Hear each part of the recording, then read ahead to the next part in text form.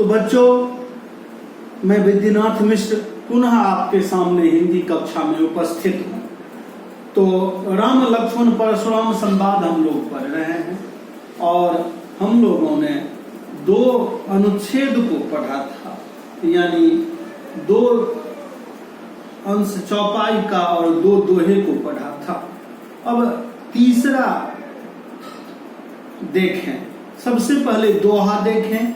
यहां तक हम लोगों ने पढ़ाई की थी कि भू सहस बाहु भुज छेदनिहारा परशु विलोक महीप कुमारा, कि कह रहे हैं परशुराम जी कि ऐ महीप कुमारो, ऐ राजकुमारो, ऐ राम लक्ष्मण, मेरे इस फरसा को देखो, इसी से मैंने सहस बाहु सहस्त्रार्जुन की भुजाओं को काटा था, उसे छेद किया था। अब आगे दोहा है, मातु पिता ही जनि सोच बस करस महिष किशोर, गर्वन के अर्भक दलना करसु मोर अति घोर।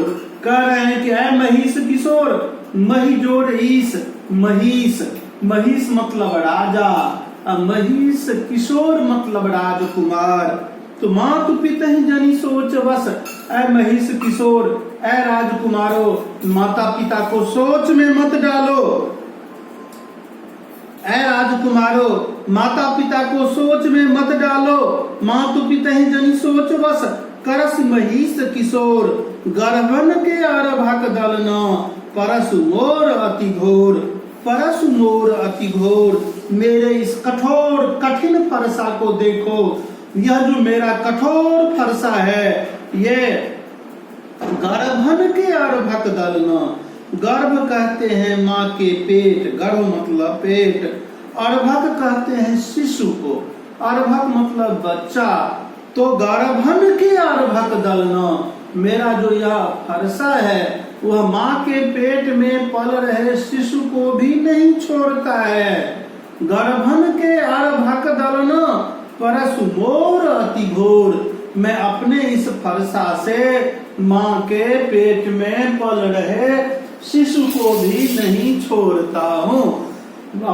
मैं अपने इस फरसा से माँ के पेट में पल रहे शिशु को भी नहीं छोड़ता हूँ, उसे भी नहीं बकसता हूँ। तो समझ गए इस दोहा का अर्थ कि माँ तो पिता ही जनि सोच बस करसि महिष किशोर, गर्भन के अर्भक दलना परसु घोर अति घोर। ऐ महिष किशोर, ऐ राजकुमारो, तुम माता पिता को सोच में मत दो, क्योंकि मैं तुम्हें अपने इस कठोर फरसा से मार दूंगा और तुम्हारी जो माता पिता हैं, तुम्हारे माता पिता सोच में पड़ जाएंगे, क्योंकि मैं इतना निरंकुश हूँ, मैं इतना निरंकुश न कहे कठोर हूँ कि गर्भन के अर्भक दलना, गर्भ मतलब गर्भ, अर्भक मतलब बच्चा, शिशु, कि माँ के पेट में जो बच्चा पल रहा है, जो अभी तक धरती पर नहीं आया, जिसका जन्म अभी तक नहीं हुआ है, मैं उसका भी दलन कर देता हूँ,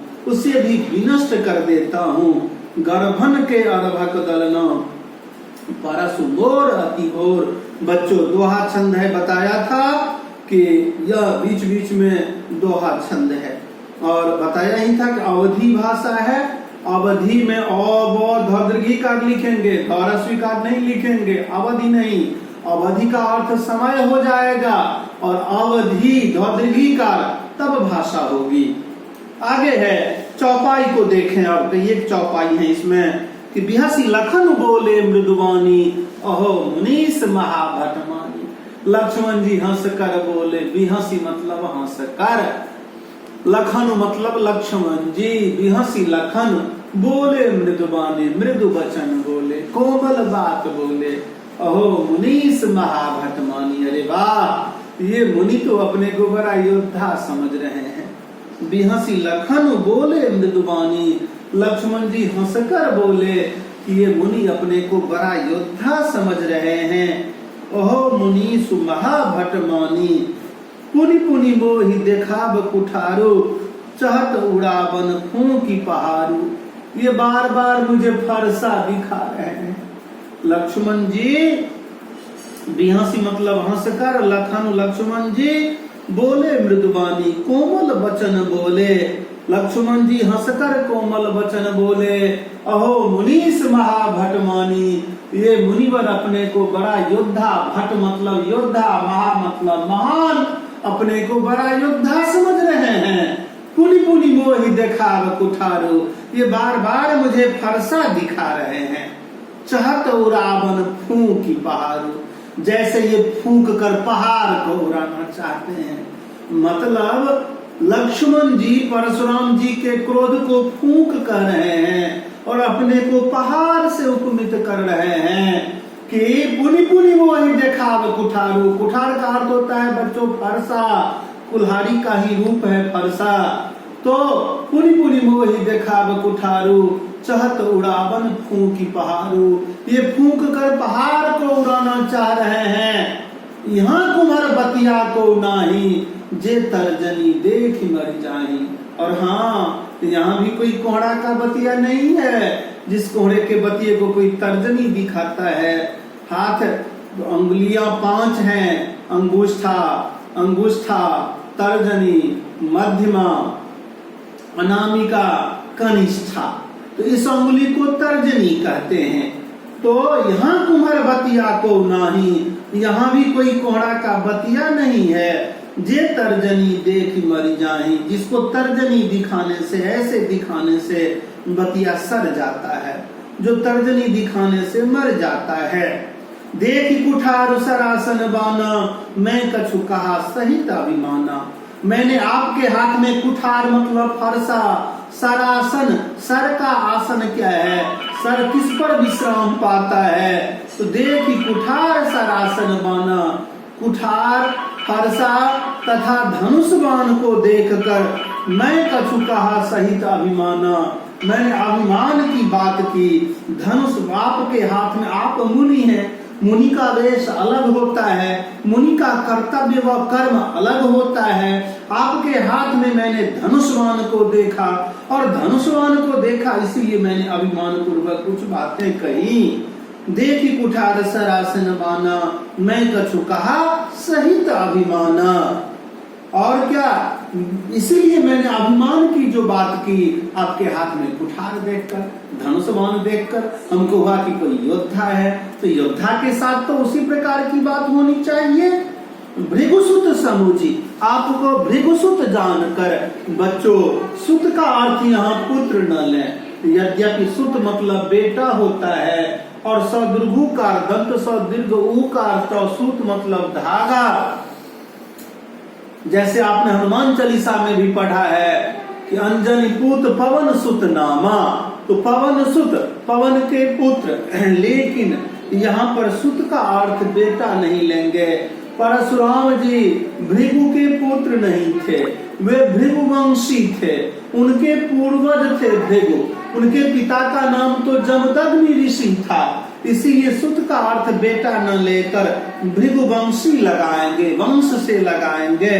तो भृगुसुत समुझ जनेऊ बिलोकी, आपको भृगुवंशी जानकर तथा जनेऊ को देखकर जो कछु कहे हूँ, आपने जो कुछ कहा सहम ऋष रोकी। मैं ऋष मतलब क्रोध, क्रोध को दबाकर, ऋष को रोककर मैंने बर्दाश्त किया। आपने जो कुछ कहा मैंने बर्दाश्त किया। क्यों? कि आप भृगुवंशी हैं, भृगु बड़े प्रतापी राजा थे। बात भी होगी कि एक बार आवेश में आकर उन्होंने विष्णु की छाती पर चरण से प्रहार किया था। अभी भी विष्णु की जो तस्वीर है उसमें उस पैर का चिन्ह है, श्रीवत्स चिन्ह कहते हैं, वह चिन्ह है। तो भृगुसुत समुझ जनेऊ, समझते हो ना, जनेऊ, भृगुसुत समझ जनेऊ बिलोकी, बिलोकी मतलब देख कर जो कछु कहे हूँ, आपने जो कुछ कहा सहो ऋष रोकी, मैंने क्रोध को दबाकर बर्दाश्त करके सहा। सुर महिजो सुर हरिजन अरुगाई, हमरे कुल इन पर न सुराई। क्योंकि मुनिवर, सुर मतलब देवता, महिसुर ब्राह्मण को कहते हैं। देवता के, धरती के देवता ब्राह्मण माने जाते हैं। महिसुर मतलब ब्राह्मण, हरिजन मतलब भक्तजन, अरु मतलब और, गाय मतलब गाय।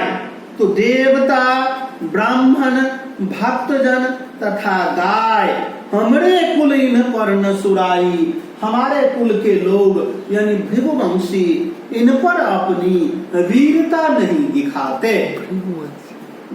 हमारे कुल के लोग यानी रघुवंशी, भृगुवंशी कहा गया गलत है, भूलवश रघुवंशी, हमारे कुल के लोग यानी रघुवंशी हमरे कुल इन पर न सुराई, हमारे कुल के लोग रघुकुल के लोग इन पर अपनी वीरता नहीं दिखाते। किन किन पर? देवता पर, ब्राह्मण पर, भक्त पर और गाय पर अपनी वीरता रघुवंशी नहीं दिखाते। क्योंकि बधे पाप, क्योंकि इनका वध करेंगे, गाय का वध करेंगे, ब्राह्मण का वध करेंगे, भक्त को सताएंगे और देवता को अपमानित करेंगे तो क्या होगा? पाप लगेगा।